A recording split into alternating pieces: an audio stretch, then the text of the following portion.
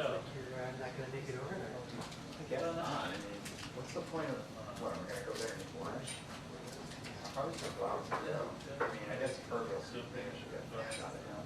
Yeah, I'm going to do the talk. It's gone. Yeah, I mean, what are you gonna do in the house? It's like, no hearings and notice after doing this. Oh, if you were gonna take hearing anyway. No. You wouldn't have done No. So we're going to get it figured out tomorrow. a lot of time. Hunter, Oh, is that gonna be at O'Neill? probably. I hope, I fucking missed the other guy the other day. Did you go? Yeah. Every day. How did you know this many colors? Talked to a reporter and she was like, oh yeah, I'll get all of the Jordan's guy? No, Comer's. No, it was Jordan's guy eventually actually texted me the time. No, Joe Costello? Yeah, that would be nice if I had a reporter with you there. But I don't want to imagine. It's gonna show up everywhere. I'll go double check the report. As far as you know, it's a 10. That I don't know. I think. We're like 50 billion in debt. Yeah, last time there was supposed to be a 10, but there was like a exercise that pushed everything back. Yeah, usually goes on to like 8 afternoon. And I imagine you're one like, Hunter? Because we're friends, right? where?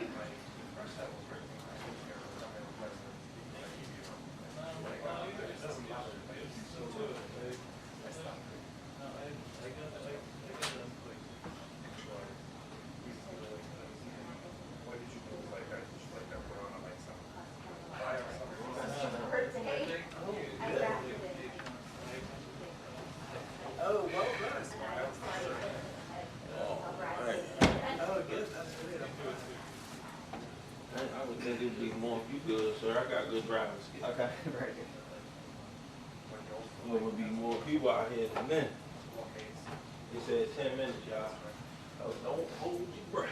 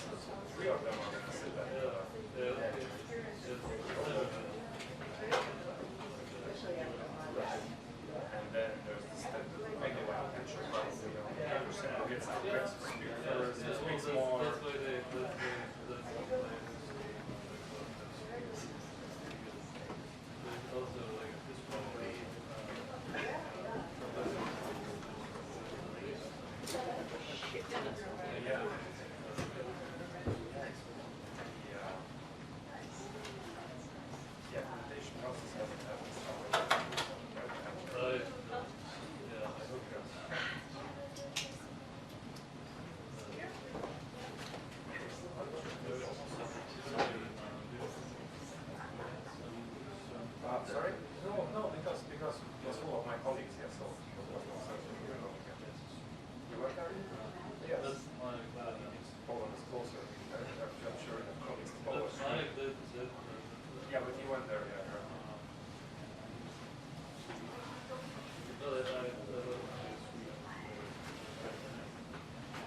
Where are you from? Oh,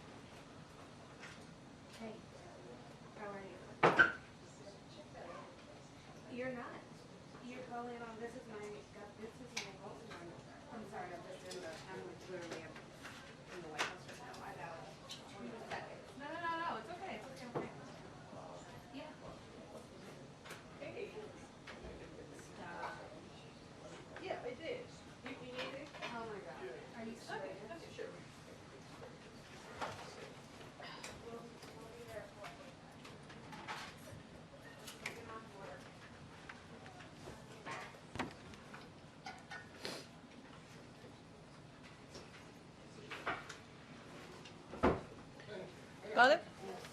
The focus? 5.4. I got the 5.2 or something like that. Good? Barely, but we got it done.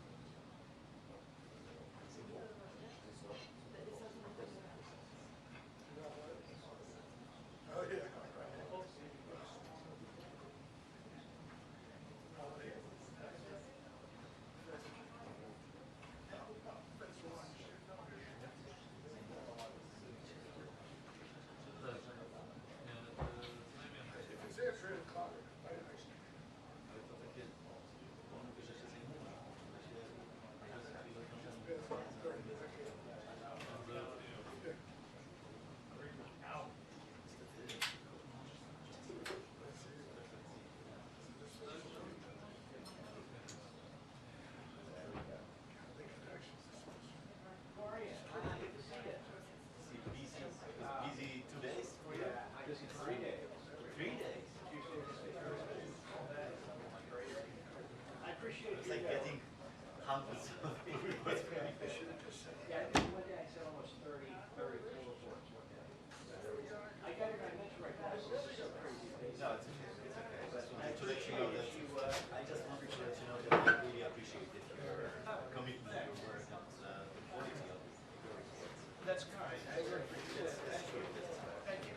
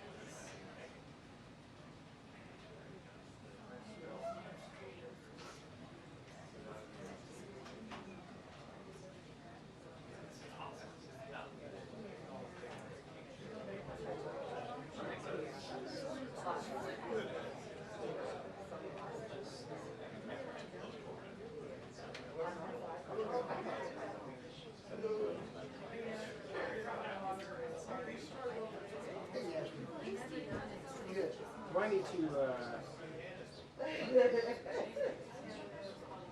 did change the press Wi-Fi? No. Not your last month. I don't think. 'Cause I bought it.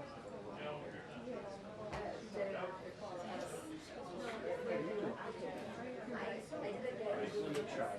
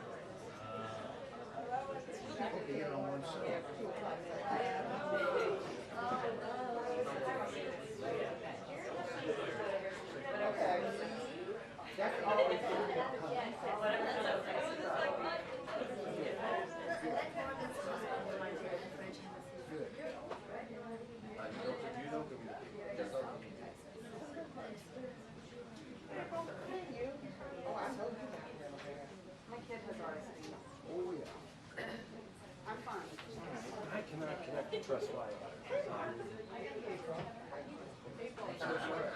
I mean, there's worse things that have happened. Right? I'll get by. It's weird.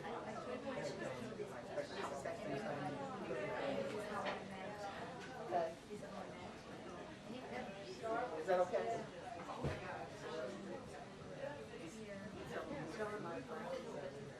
Oh, you do? I can't handle it. I love it. Yeah. I'm gonna text the man. Yeah.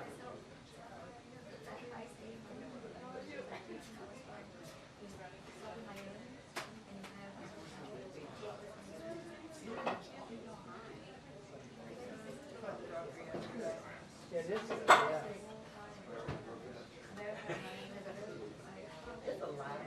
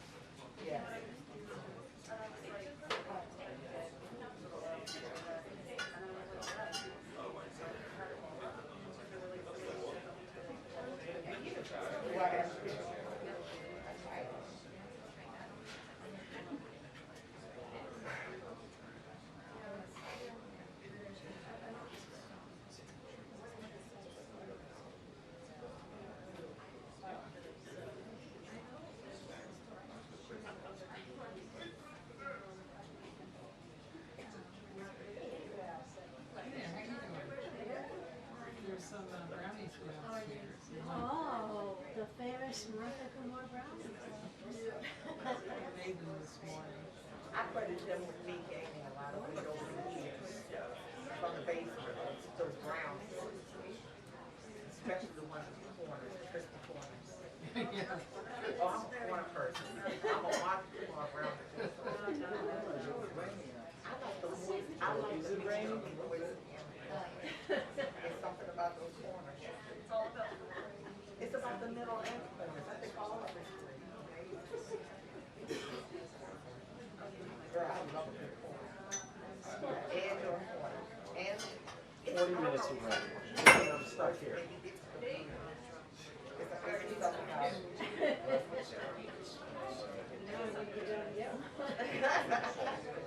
But I'm gonna stay away from it today. You coming in this summer? I'm trying to figure out who the person was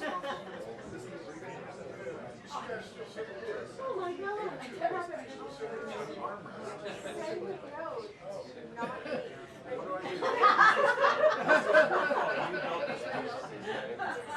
It's falls apart. It's Donald Trump's fault.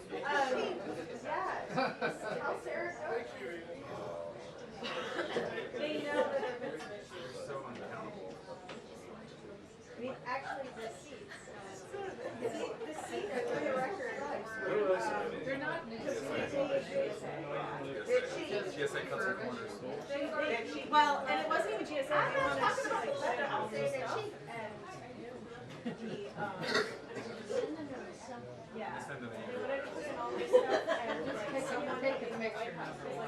And you know what they want? No, put it in the newspaper, that's how I'm gonna get it done fast. Put it in the newspaper. Put it in the Playboy, yeah, it'll be up there. Yeah. Just the kind of thing that's right about. I feel like the Tate bubble is really burst. Oh, I don't know. I was there like last week, and Was it very busy? there were like multiple sailors coming in from mozzarella sandwiches. Okay, so it's still going, it's just, you know, We don't write about it anymore because some of them are around. but that can change. A lot of tourists. Lots of them. Yeah, we really made that place. I hope you're getting a cut.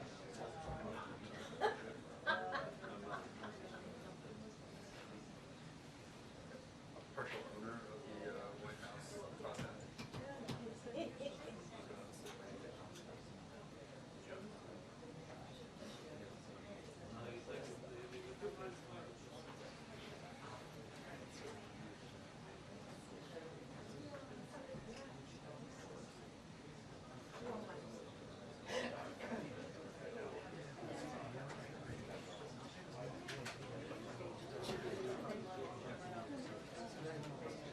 Oh, yeah. Brownies were amazing.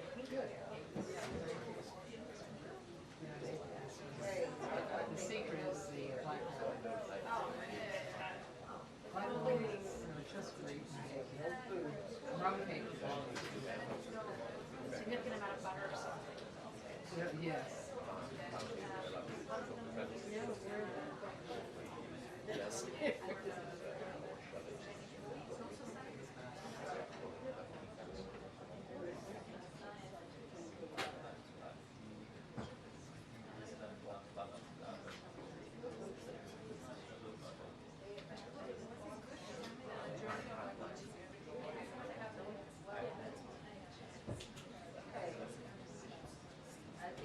Attention, the press briefing will begin in 2 minutes.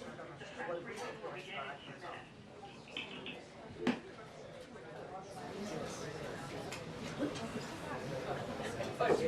I know. I already said. Now let's see.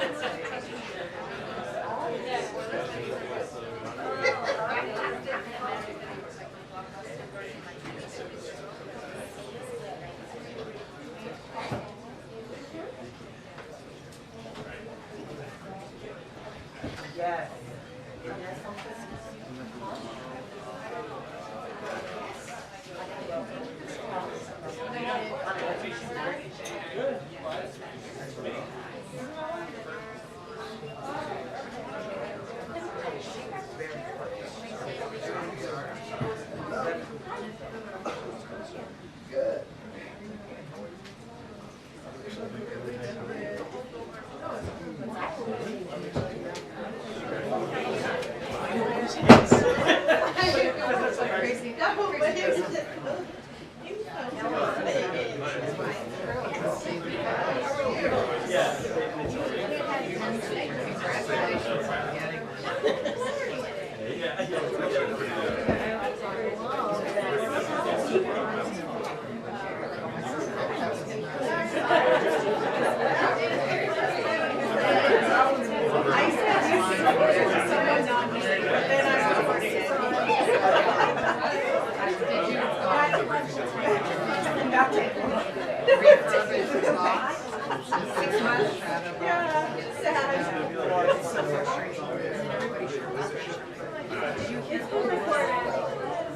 What is this?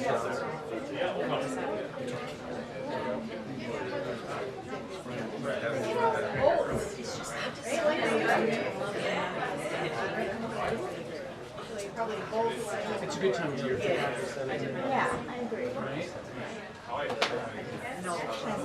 Yeah, it feels purple. Later than we purple.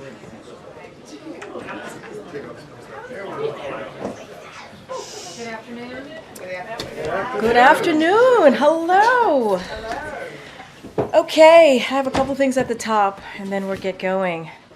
A short time ago, President Biden and Vice President Harris concluded a meeting with congressional leaders on the need to keep the government open and pass the National Security Supplemental. In the meeting, the president made clear that Congress must take swift action to fund the government and prevent a shutdown. A shutdown would cause needless damage to hardworking families, our economy, and our national security.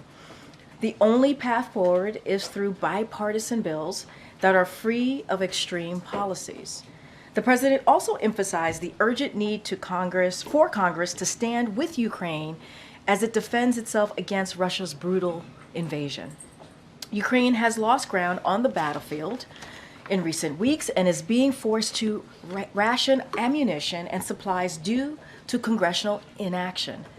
The bipartisan National Security Supplemental passed the Senate with overwhelming bipartisan support, 70 to 29, and would pass in the House if it was brought to a vote. It would arm Ukraine, invest in America's defense industrial base, help Israel defend itself against Hamas, and provide humanitarian aid for people impacted by conflicts around the world, including Palestinian civilians. The president called on the House to support our national security and pass the supplemental and made clear the dire consequences if they failed to act. Now, today, in the wake of the Alabama Supreme Court decision threatening access to IVF treatment, Secretary Becerra is in Alabama today to hear from families and healthcare professionals. Today's visit is a critical part of the Biden-Harris administration's ongoing work to hear directly from families impacted by the Republican elected officials' extreme agenda. The Biden-Harris administration will continue to fight back against attacks on reproductive freedoms, whether that's attacks on abortion care, birth control access, and now IVF access. It is absolutely unacceptable to this administration when women are denied the care that they need. President Biden and Vice President Harris will continue to work to protect access to reproductive health care and call on Congress to restore the protections of Roe v. Wade in federal law for all women in every state. And some news for you today. This Sunday, March 3rd, Vice President Kamala Harris will return to Selma, Alabama to commemorate the 59th anniversary of Bloody Sunday by joining the march across the Edmund Pettus Bridge.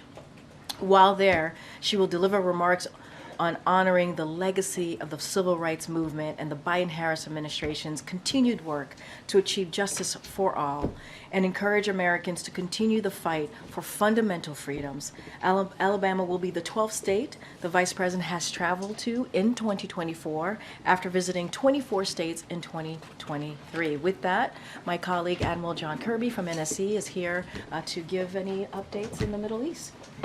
Admiral? Good afternoon.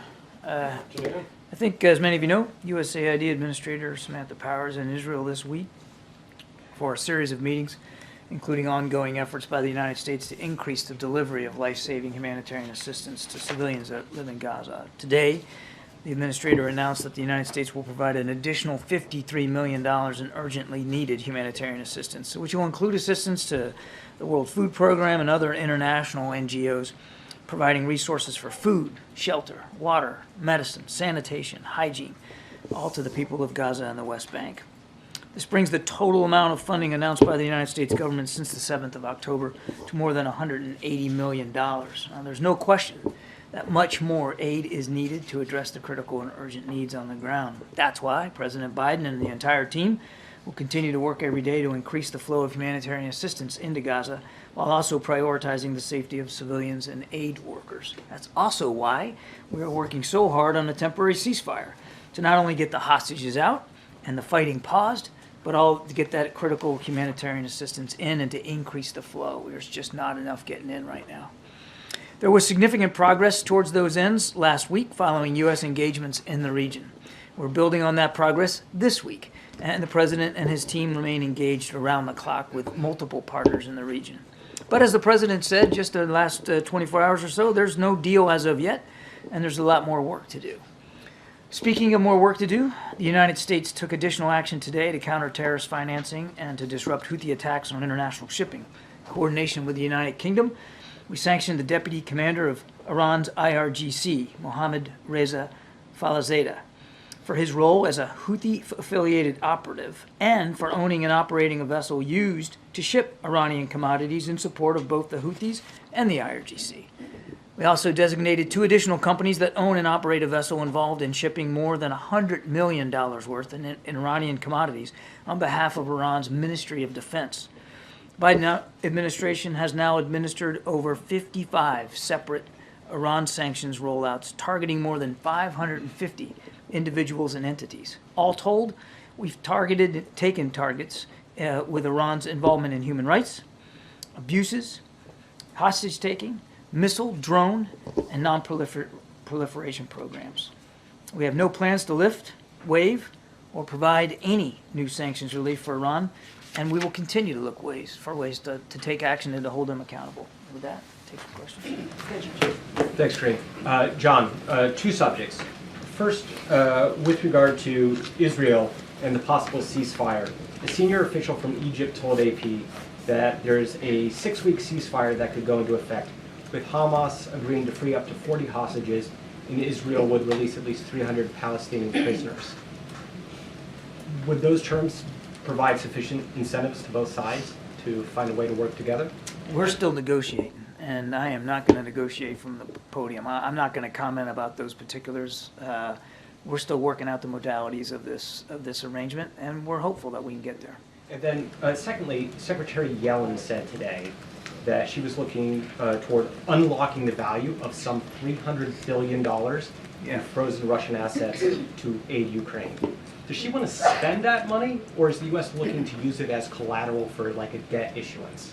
What we're talking about here is the potential for using frozen assets. Back in 2022, we froze some $300 billion worth of Russian assets at the beginning of the war. What we're talking about is the potential of using some of those frozen assets to assist Ukraine in their ability to defend themselves, but also to potentially assist with reconstruction in Ukraine. Now, that also, we still believe Russia needs to be responsible for the damage they've caused in Ukraine, so it's not going to let them off the hook for that, but it could be used for that purpose as well. But are you going to spend it, or are you going to use it in an alternative way?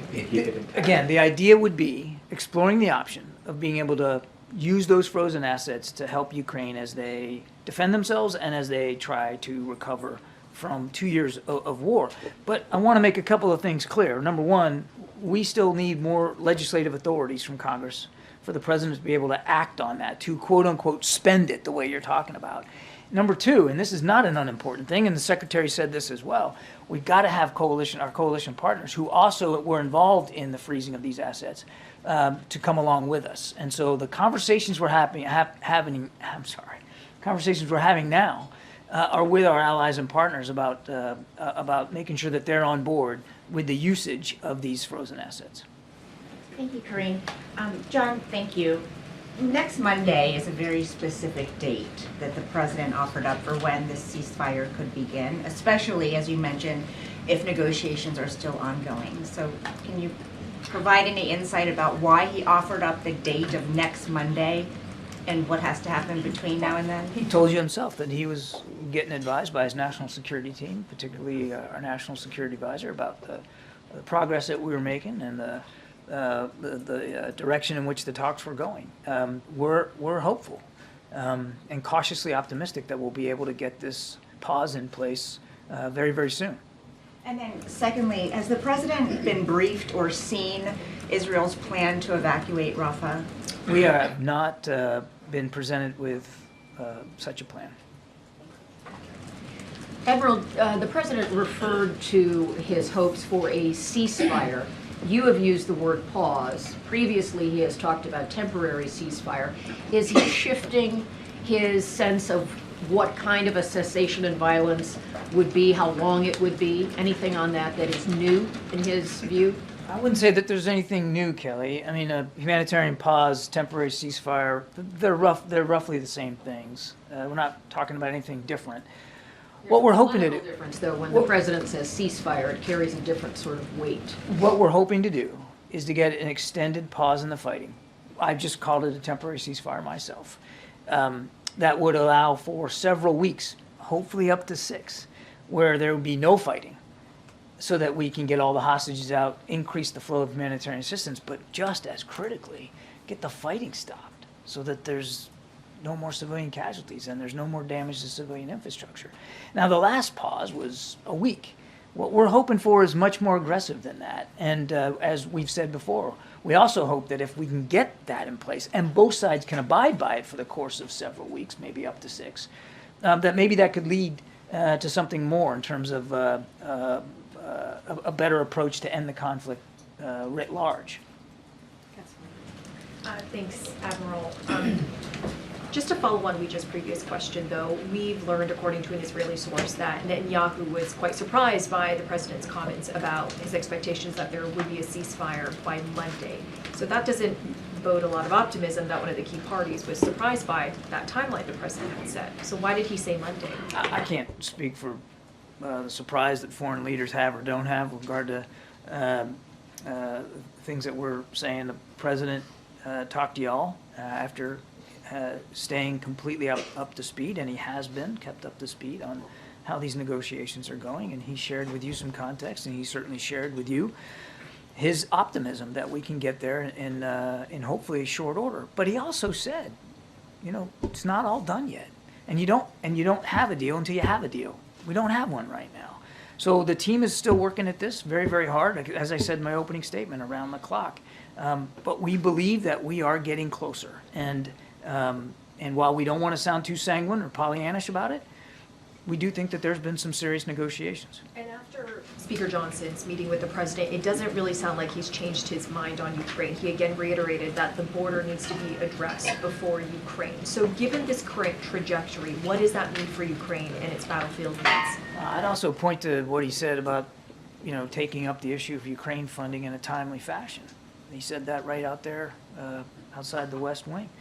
And we know that he does support funding for Ukraine. He said so himself. We know that the significant House leadership, and certainly on both sides of the aisle in the House, support funding for Ukraine. Now the question is, when you say a timely fashion, what do you mean by that?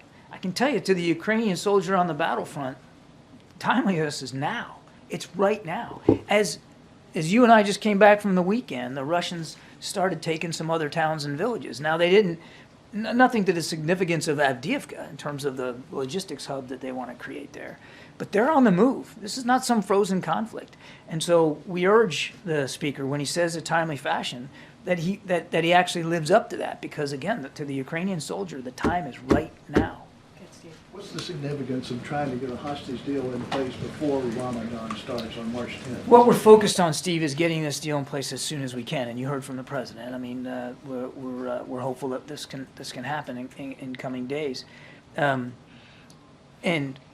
if that does, if we are able to get the pause in place and the hostages out in a relatively short order, then clearly an extended pause, as I was talking to Kelly about, would certainly take you into Ramadan.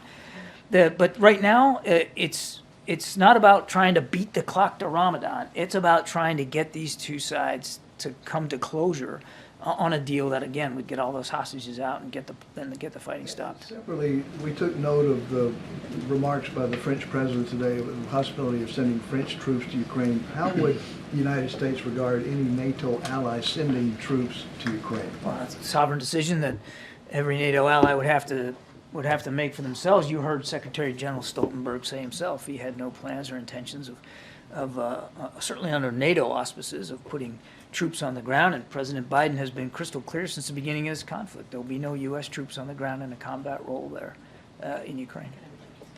Thank you, John. Senator Schumer just said that Ukraine couldn't afford to wait a month or two more for additional funding because it would, in all likelihood, lose the war. Is that the administration's assessment as well? The situation's dire, MJ.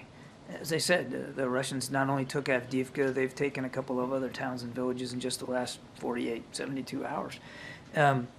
These guys these Ukrainian soldiers on the front, I mean, they're making some real tough decisions about what they're going to shoot at and what they're going to shoot at it with, and they're running out of bullets. And it's not, as Jake said the other day, it's not running out of courage; they're running out of bullets. So the situation's very dire. I'm not in a position to put a timestamp on it and say, by such and such a date they'll lose the war. But they are certainly beginning to lose territory that they had clawed back from the Russians, and now they have to give it back to the Russians because they can't fight them off. I'm not asking you to give a prediction, but do you generally agree that in a month's time, in 2 months' time, it is very possible that Ukraine could lose the war without additional funding? What I would tell you that, as I said to Steve, the time is now, right now. The situation is dire now. I can't predict what it'll look like in a month or two because I can't predict what the Russians are going to do.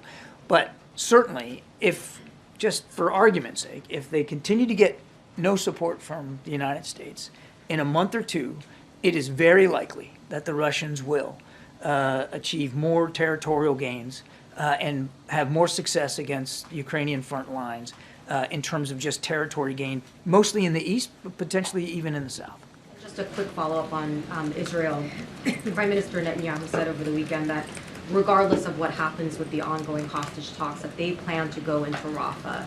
You just told Weija that it's not like the U.S. has seen some evacuation plan from the Israelis. So no, it's not like we haven't seen it. We haven't seen it. You have not. That is what I meant. Given that, do you believe that there is a plan by the Israelis to secure the safety of the civilians in Rafah before they enter Rafah, which again the Prime Minister says they are planning to do no matter what? Well, the Prime Minister has also said that he has ordered the Israeli Defense Forces to, in producing a plan for operations in Rafah, to include in that a plan for securing the safety of the more than 1 million refugees that are there. Again, we've not been presented one. I can't speak for the Israelis and to what degree their planning has progressed and what that looks like. But the Prime Minister himself has said, he publicly said, that he's tasked his generals to come up with one. But it's fair to say the U.S. wouldn't support Israeli forces going into Rafah until you all have seen a plan that makes you feel confident that there is a plan to secure the safety of the civilians. That's correct. Thank you, Karine. Hi, Admiral. The UN Special Rapporteur said today that Israel is purposely starving Palestinians in Gaza by destroying greenhouses, small-scale fishing boats, and their farms. So why the US has not done a review of how this war is conducted while you're very quick to do it in Ukraine against the Russians? I have a question for Karine. Okay. I'm not aware of the report coming out of the UN on the greenhouses, so I'm going to take that and we'll go back and look at that. As I've said,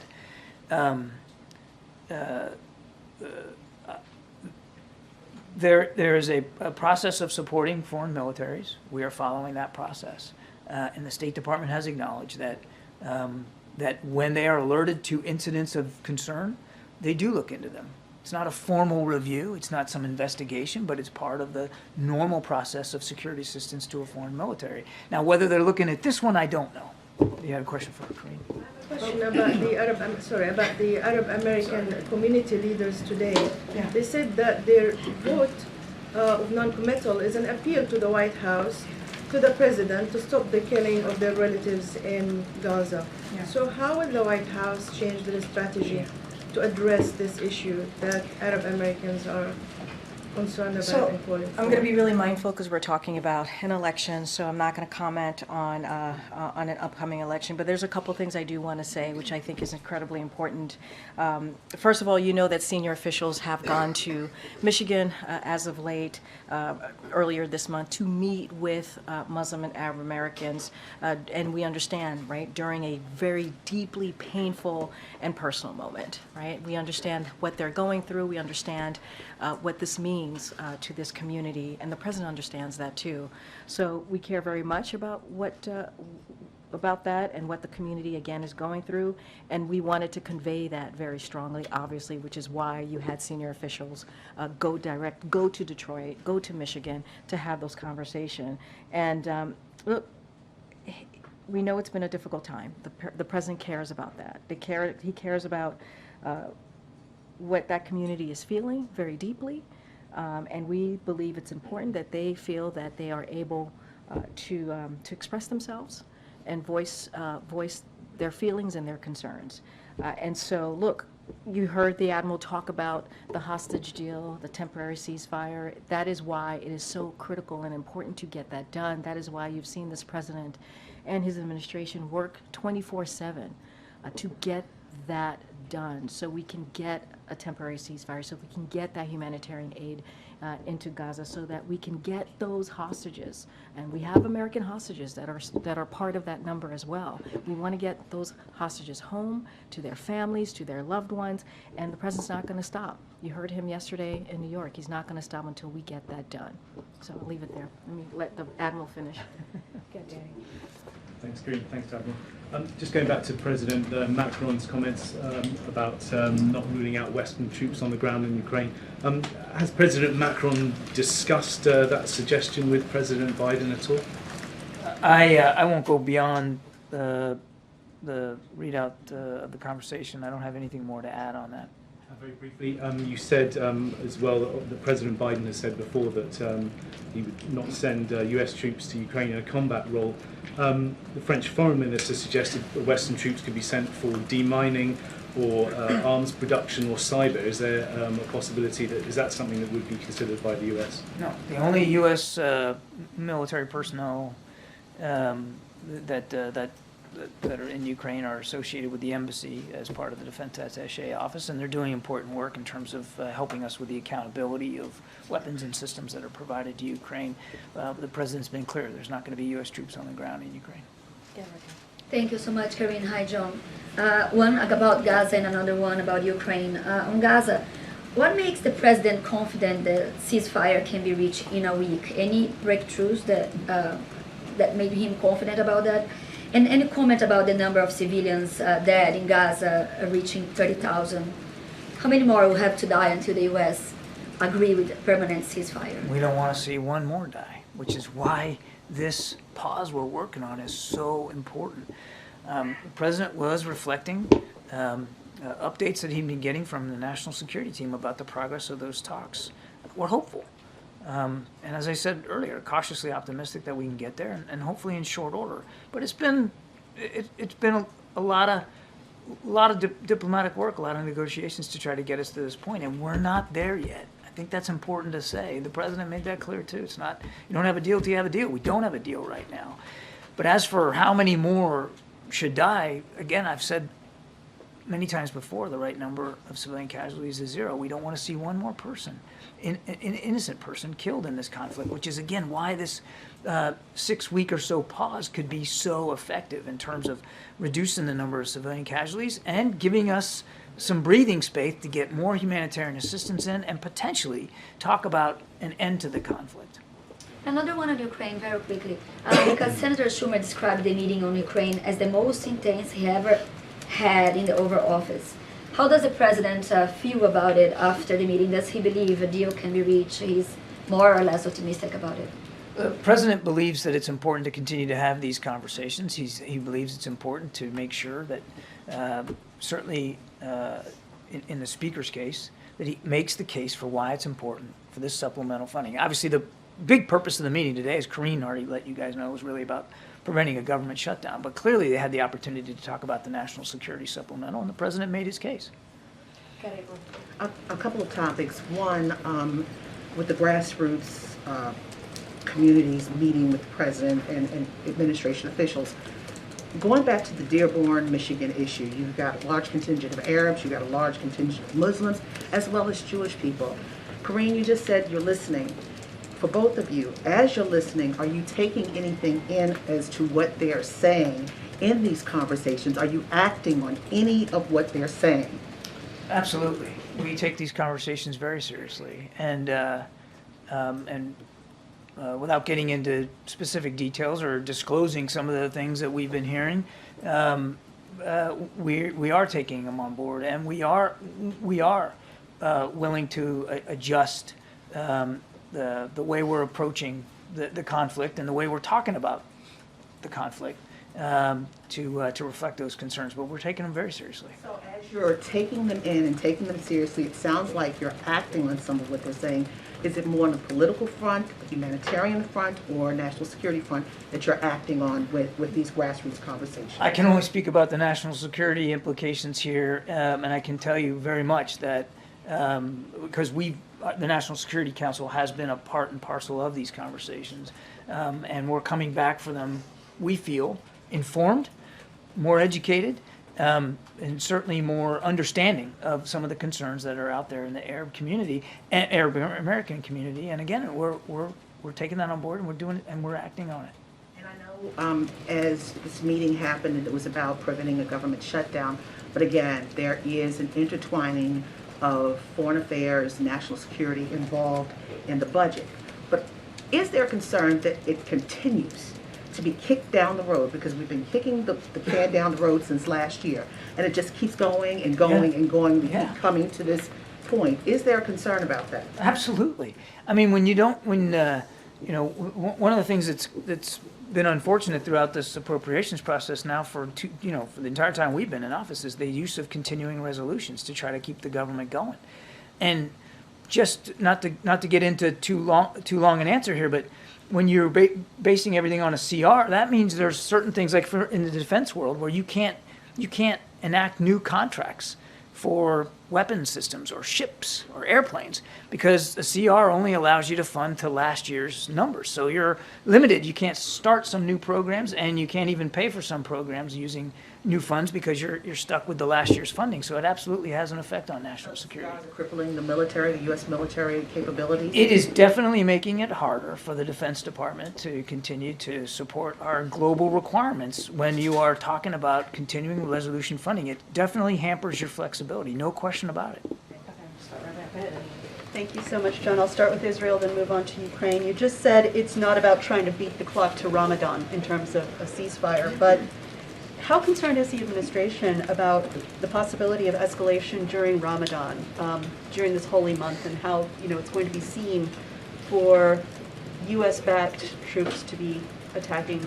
We're mindful of the sensitivities, of course, around the month of Ramadan and the spiritual importance of that to the Muslim world. Of course, we understand that. What we don't want to we want to see this temporary ceasefire in place as soon as possible. And again, if we can get the agreement for several weeks, it would take you through Ramadan anyway. The clock that we're worried about is the hostages. We can only assume that they are being held in abhorrent conditions and that their health is at risk. Their lives are at risk. We want to get them back out as soon as possible. And then just quickly on Ukraine, after this difficult conversation, or this intense conversation, in the Oval Office, are you looking at other funding possibilities, Lend-Lease or loans to Ukraine or weapons sales to Ukraine? And then just to push you on Steve's question and Danny's question about French president, are you, does President Biden think it would be a good idea if France were to go in to Ukraine? As for other funding, I've said before, there's no magic pot of money here that we can dip into. We need the supplemental funding. We asked for it in October. And again, it was done in good faith and in consultation with our Ukrainian partners. We need that funding. Look, we'll let President Macron speak for his military and what he is or is not willing to do with his troops. The President's been clear. He does not support U.S. troops involved in this conflict in Ukraine, and I'll leave it at that. Thanks so much. Admiral, I just was hoping you could help me square sort of two strains of conversation in this room. One has been about the sort of conditions that the United States wants to see before Israel goes into Rafah. The president himself referenced this last night, saying that he'd want to know about plans for evacuation before they go in and take out the remainder of Hamas. Separately, we've been talking a lot about a ceasefire that could start as early as this weekend. So can you help me understand, is the idea here that there would be a invasion of Rafah before the ceasefire, or it's going to come after the ceasefire? I'm trying to understand how these two things are I understand connected. the confusion, but you actually do have to kind of consider them a bit separately. And again, I don't want to speak for the Israelis. They should speak to the operations they are or are not planning. All I can tell you is that we have been presented any kind of a plan to provide for the safety and security of the refugees there, and we've said very clearly we would not support Rafah operations unless or until there is a credible, achievable plan to provide for their safety and security. So I can't tell you what timeline the Israeli Defense Forces are on in terms of Rafah operations. At the same time, we are in active negotiations, and we are hopeful that we're getting to the conclusion or near the conclusion of those discussions and negotiations over a temporary ceasefire, which would, if enacted, last perhaps as long as 6 weeks from the time it was signed onto by both parties. In that 6 weeks, based on the idea of a temporary ceasefire, of course, there'd be no fighting, which means civilian casualties will come down, damage to civilian infrastructure will be stopped, you'll have breathing space to get more humanitarian assistance in, and of course, not unimportantly, we'd have the ability to get all those hostages out. The idea is to get them all out, all the hostages that are remaining. But it would have to happen over stages. So if we were able to get this in place, I can't give you a date certain on the calendar, but if we did, you can expect, should both sides abide by their commitments, several weeks of no fighting. So would that mean that Rafah invasion wouldn't happen, or would just be delayed? There'd be until no after the fighting ceasefire? for the entirety of the agreed to time frame. No fighting anywhere.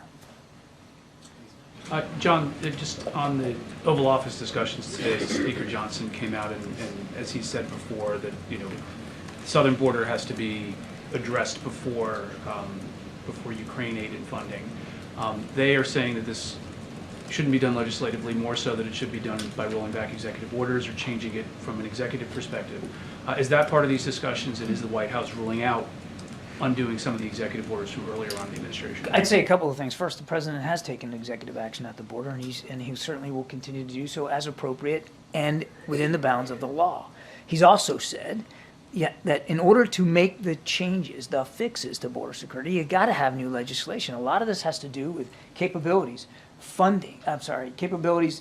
personnel, and resourcing, infrastructure. You can't just make that happen through executive action, all of that. You've got to have funding behind it, which is why the supplemental request was so important. And the one submitted in October included border security. And the president said months ago he was willing to have a discussion with members of Congress about border security. Border security was in the supplemental request. And we worked with the Senate to get a bipartisan deal arranged that the Speaker said he absolutely insisted on, and then when it was delivered to him, he said no, he didn't want it. So there would have to be a legislative component to this if, let's say, Republicans are saying you can unlock Ukraine funding if you were to do something executive-wise on We were willing to have a discussion, and did with the Senate, about border security and Ukraine funding, as well as Israel and the Indo-Pacific. We're still willing to have those discussions. The Speaker has to decide exactly what he wants to do here, and then move out. He says he wants to act in a timely fashion on Ukraine. Well, let's go. Let's get them what they need, and the President is more than willing to have discussions about the border. All right, we got to wrap it up. Go ahead, Tam. At what point do you declare the supplemental dead or too late to help Ukraine? We need it now. I won't even begin to speculate about what would be too late. We're already, in some ways, too late. They lost the town of Avdiivka literally because of ammunition. So in some ways, it's already having a dramatic effect on the battlefield. Thanks, Admiral. Appreciate it. Okay. Yeah, 1 second.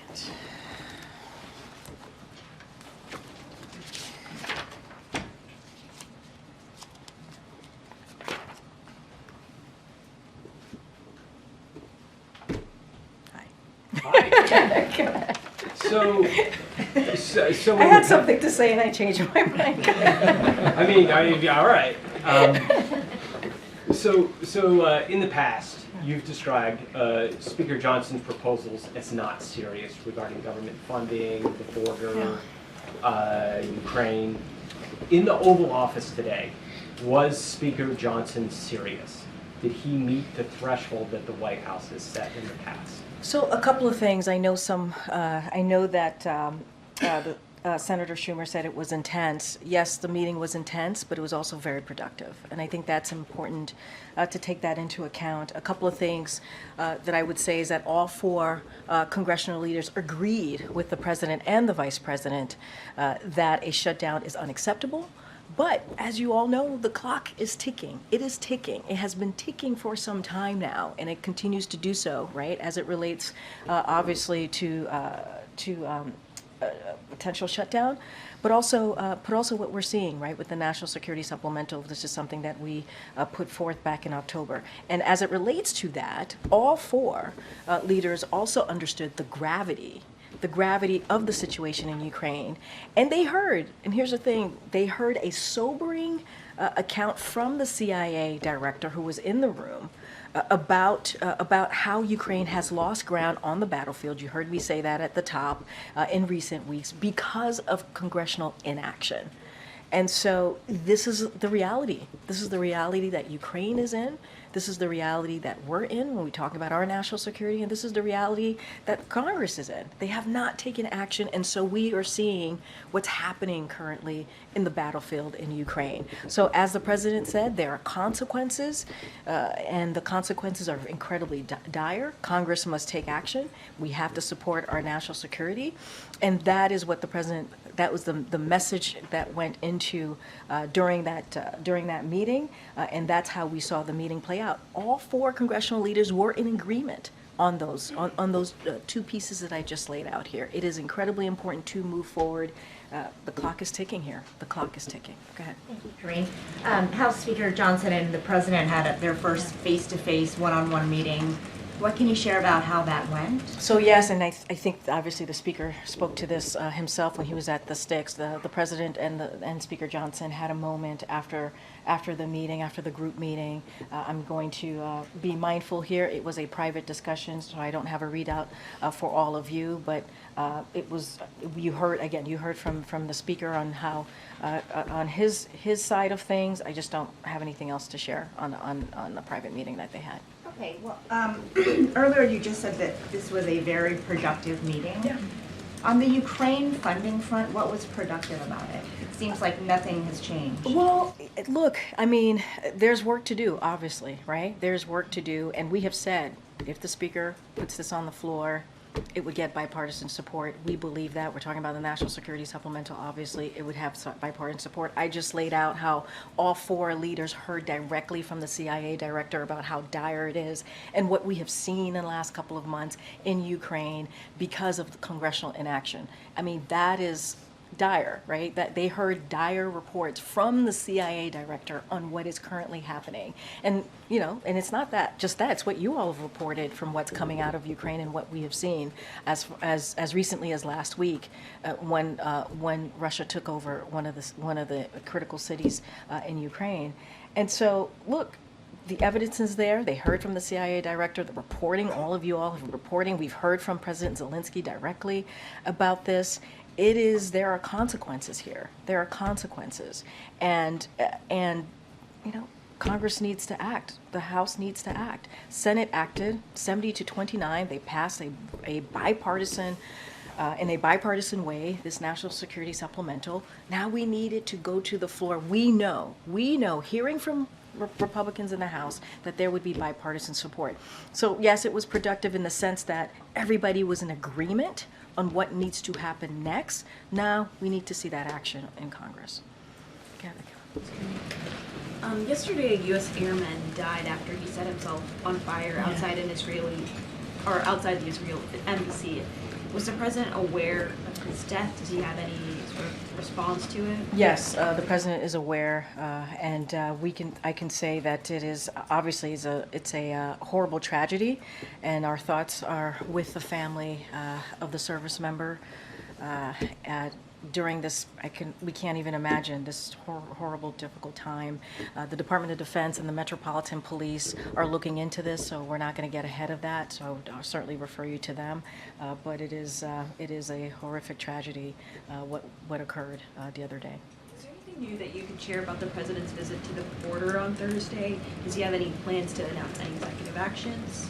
So I don't have anything to, I'm not going to get ahead of the president, don't have anything to announce at this time. We've spoken to executive actions. I've spoken to that many times.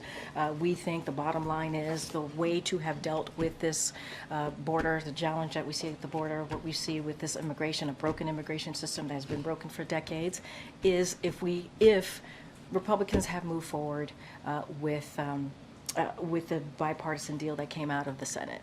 But instead of doing that, Donald Trump, they listened to Donald Trump, the former president, and they made it about politics. They did not make it about an issue that majority of Americans care about. They made it about politics and Donald Trump, and that is unfortunate. What I will say is just, and I said this yesterday in the gaggle, I'll say it again, as you all know, he's going to travel to Brownsville, Texas. He's going to meet with U.S. Border Patrol agents, law enforcement, and local leaders, and he's going to discuss the urgent need to pass the bipartisan proposal that came out of the Senate. And we believe that if this proposal, this legislation were to become law, it would be, yes, the toughest, but also the fairest.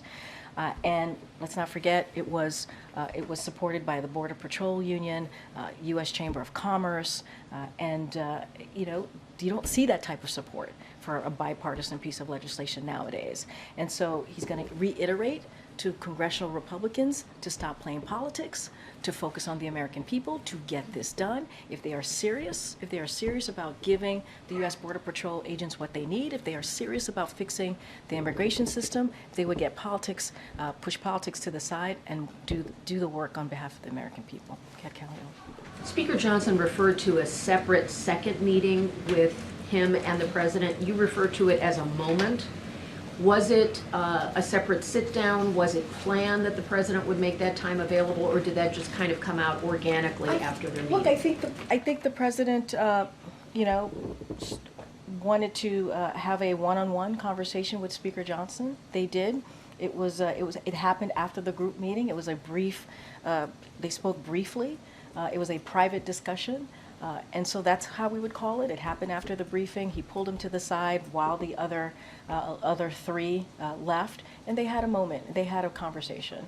I wouldn't get too into the semantics here. I would just say they had a moment, and I think it's important that the president believed it was important to have a moment and to have a brief conversation with them. So that sounds more like something that just came up today, not on the planned schedule as you set the date. Look, it wasn't a planned on the planned schedule. I think the president wanted to have a one-on-one conversation with the speaker. He did that. And he believed it was important to do. Don't have a readout of it, obviously. It was a private discussion, a private conversation. And if there were any agreement, if the speaker had accepted a premise from the president, or if they had made any kind of a more formal decision in that moment, would that be something you could share? I mean, look, I think we've been very clear. What we want to see, and it doesn't change, right? What we want to see is the national supplemental as it was passed out of the Senate in a bipartisan way, 70-29, to deal with our national security, to deal with what's going on in Ukraine, to deal with what's going on in the Middle East, and in the Pacific. Let's not forget, we want to see that pass. We want to see, because that hasn't changed, right? So there's no separate deal here. What we want to see is this national security supplemental be put to the fore. And we know because we've heard from Congressional House Republicans that it would pass in a bipartisan way. That's what the president wants to see. And they heard, the big four heard directly from the CIA director about how dire, the consequences are dire. And we've seen that. We've seen Ukraine has lost ground in the battlefield. And so we need to see that action. We need them to move forward on the supplemental. That's what the president wants to see. And obviously, there's the other issue of a potential shutdown. The clock is ticking on that as well. They got to move.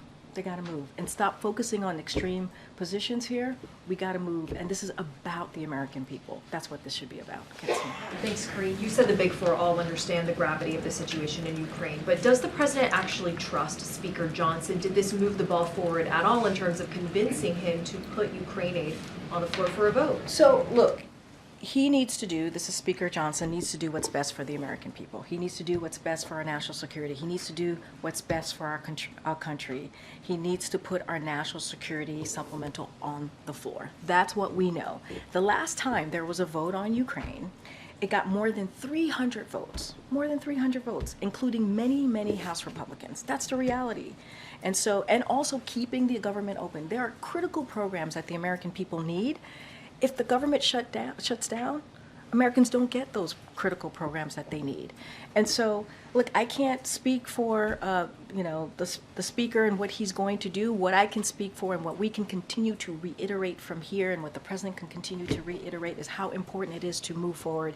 There are national security consequences here, as I've laid out moments ago, and there's also critical programs, important programs of the American people as it relates to keeping the government open. It is literally a basic duty that Congress has, and Republicans in the House are getting in the way of that, and they should not.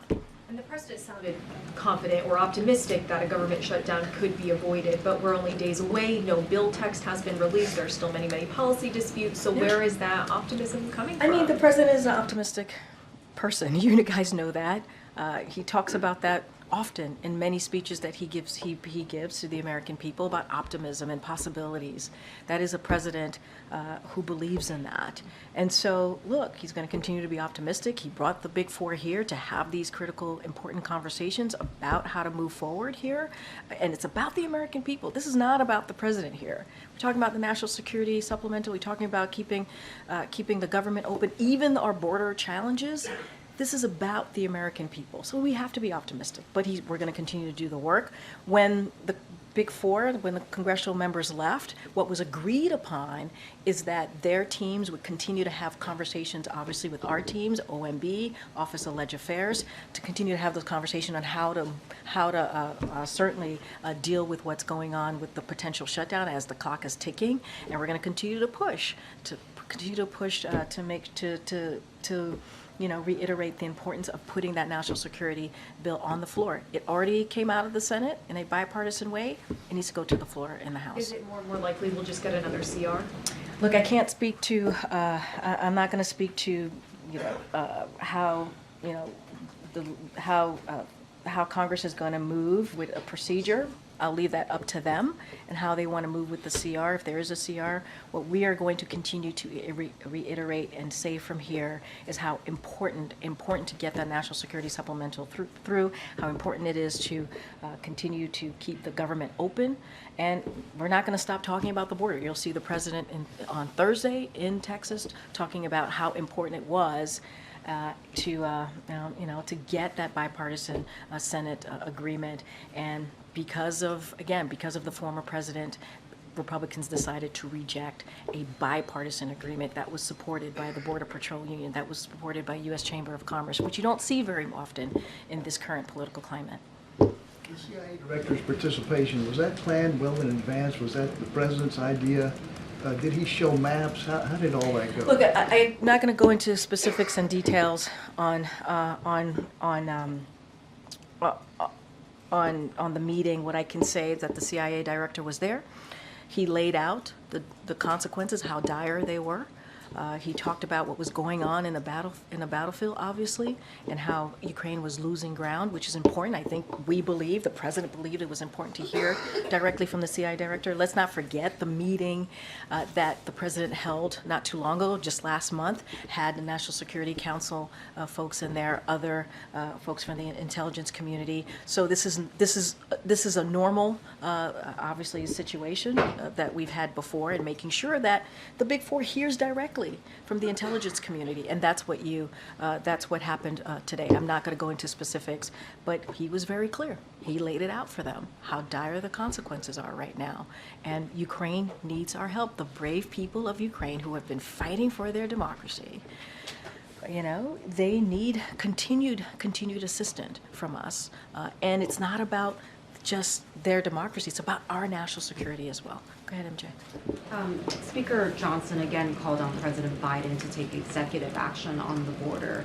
Does the White House at this point believe that it has many more executive actions that it can take, or does it believe that it's come close to exhausting those options? Here's what I'll say, MJ. We believe in order to deal with what's happening at the border, you need a legislative solution. You do. It doesn't matter. We don't believe, the bottom line is we don't believe that an executive action would amount to what this legislation, this bipartisan legislation would have been able to do if it was enacted into law, if it was passed, obviously, and enacted into law. And what it would have done is been the toughest, but also the fairest, deal with providing resources, obviously that's needed for law enforcement, and make some key changes as it relates to the immigration system. That's what we believe. I don't have anything to share about any additional executive action. As I've said before, don't have a decision here to share with all of you, but we fundamentally believe that if that bipartisan agreement that came out from the Senate was moved or was even voted out of the Senate and then obviously moved to the House and enacted into law, it would have been the first step, that beginning step, to deal with a real issue that majority of Americans care about. Anything else, I just don't have anything to share. I have a question on a different topic. Former President Trump suggested recently that his mugshot and his legal troubles are being embraced by Black people because they understand what it's like to be targeted and discriminated against. I just wonder, you are a White House that prides itself on, your relationship with the Black community, its, outreach to the Black community. The president himself talks frequently about how he believes he won in 2020 thanks to Black voters. What was his response to that comment from the former president? Yeah, and I do have a couple of things to say about that. I want to be really careful because it was said, he said it as a candidate, obviously, don't want to comment on 2024, but speaking separately, right? Speaking apart from that, and just being very candid here, it's repugnant and it's divisive. To traffic in racist stereotypes, that's what we have seen. And that affect all Americans, right? You're tearing up all Americans by doing this. It is, again, divisive and repugnant, and it's coming from, obviously, a former president of the United States. And in any context, it is profane to compare the long, painful history of abuse and discrimination suffered by Black Americans and to something that is totally different than self-serving purposes. That's what we saw from the former president. A former president. Let's not forget, this is where this is coming from. And that is not, as you stated in your question to me, MJ, this is not what Joe Biden wants to see. He has been always very clear that hate has no safe harbor here. He's all about making sure we move forward with shared values, making sure that everyone in this country has the dignity and the respect that they deserve, every community. And so that is what we need to hear right now, not a divisive, repugnant statement from a former president that really tears apart a painful history that a community has gone through, the Black community, and it is repugnant. It is absolutely repugnant. Just to clarify, is that description reflective of how the president himself? I speak for the President of the United States as the White House press secretary, absolutely. He's aware of the comments, though, he's aware of the comments. I've spoken to him directly about these comments. He's aware. Get Karen. Back on the Ukrainian, you've said several times during this briefing that the House should put on the floor the bipartisan bill that the Senate has already passed.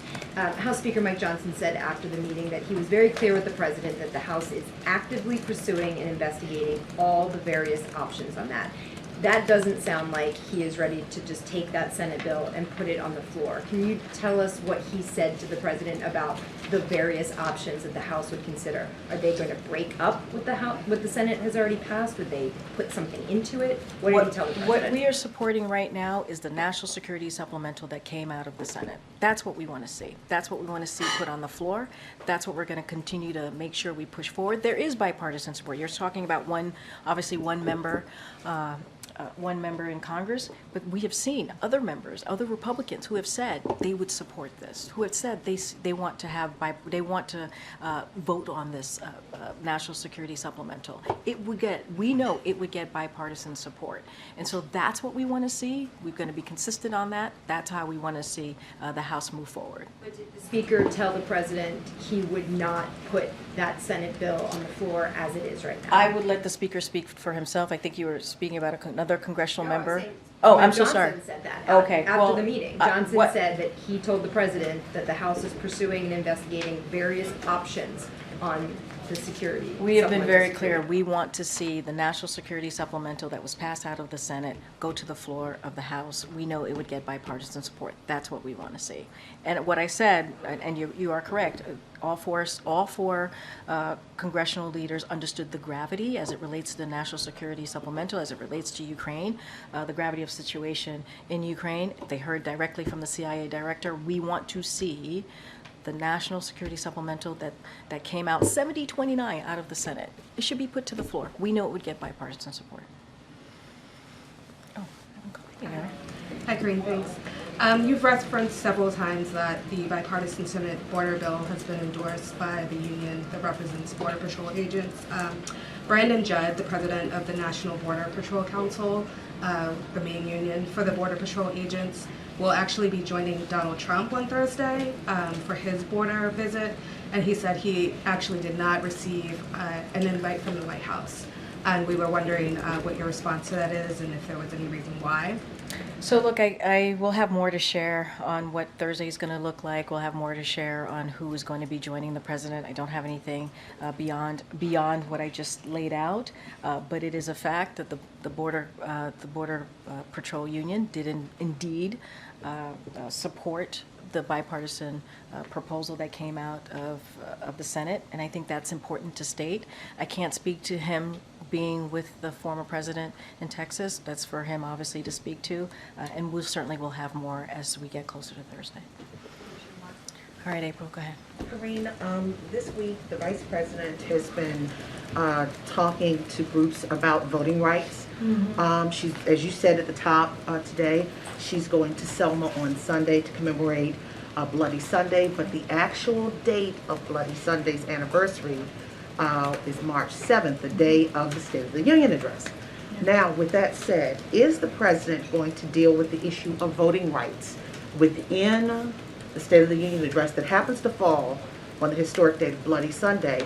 And what can he say and what will he say as we are now voting without the full protections of the Voting Rights Act? It's been completely gutted. So Yeah, you're right. It's been completely gutted, and it's shameful that it's been completely gutted. I'm not going to get ahead of the President's State of the Union address. I want to be really mindful. The President's working on it, and obviously, I'm not going to get into that. But what I could say is, obviously, the President understands, and you've seen him do this a couple times before, right?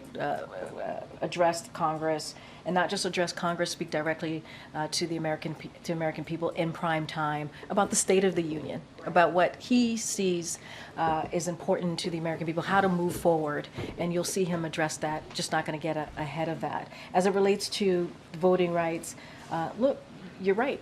You know, the access to voting has been compromised. In many ways, it's been gutted, obviously, as you just laid out.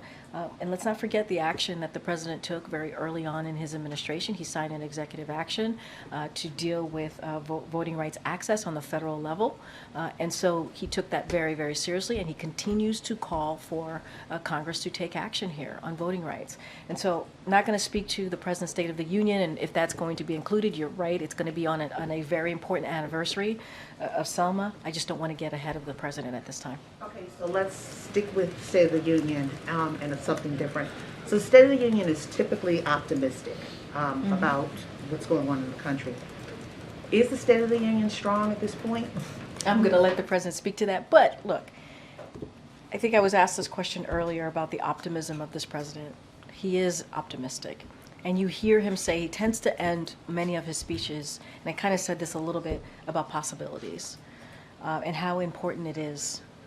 And, you know, as president, as authentically Joe Biden, he believes in possibilities. He believes in all communities, as we're talking about voting rights, to have the possibilities, to not be left behind. And you see that in every policy that he's moved forward with, especially his economic policies. You see that in all of the legislation to make sure that we have equity at the center of all of these important pieces of legislation and policy that we move forward with. And he wants to make sure that we build, for example, an economy from the bottom up, middle out. And we have seen some successes in these communities. We have seen success in the economy, turning it around. It was at a tailspin when the president walked in after what we saw the last administration do to the economy. And so, look, he's going to continue to do the work. Again, I don't want to get ahead of this president. You'll hear from him directly, obviously, on that day of the State of the Union. But he is always optimistic. And I think it is important, I think for him it is important, as you speak to the American people, you have to show that optimism, even if there are there's still a lot of work to be done. All right, Gabrielle, I'm going to start wrapping it up, okay? Thank you, Karine. Speaker Johnson left here saying that border first. Do we know what he wants at the border? There's many actions that the president could take. Does he have anything that he's demanding? And is there anything the president could give to compromise so he would move up Ukraine? Look, here's the thing, Christine, I appreciate the question. I don't even think he knows what he wants. No, sir, and I say that very seriously. They first asked for, when we put forward the National Security Supplemental, it had border security in it. And we were told by the speaker and others, we need to deal with the border security challenges first. You had a bipartisan group of senators coming out of the Senate, working for 4 months with the White House to put forward a bipartisan piece of legislation that dealt with a important challenge that we see at the border and immigration. And then so we did that. We moved that forward, we presented it, and we were told, no. We don't want the border security. We want just the National Security Supplemental without border security. Then the Senate goes back and they pass the National Security Supplemental without border security, 70-29. We did that, or they did that, and the speaker refuses to put that to the floor. So what is it that he really wants here? If you look at the border security deal, that proposal, it has components of that, has what the speaker has been talking about for years. So the question is really for him, and let's not forget why that happened. That happened because Donald Trump told Republicans that if they move forward with the border security negotiated deal that came out of the Senate in a bipartisan way, that it would help this current president. It would help President Joe Biden. And they put politics first instead of the American people. That's what we've seen. That is what has been developing. You all have written about it. That's what we have seen.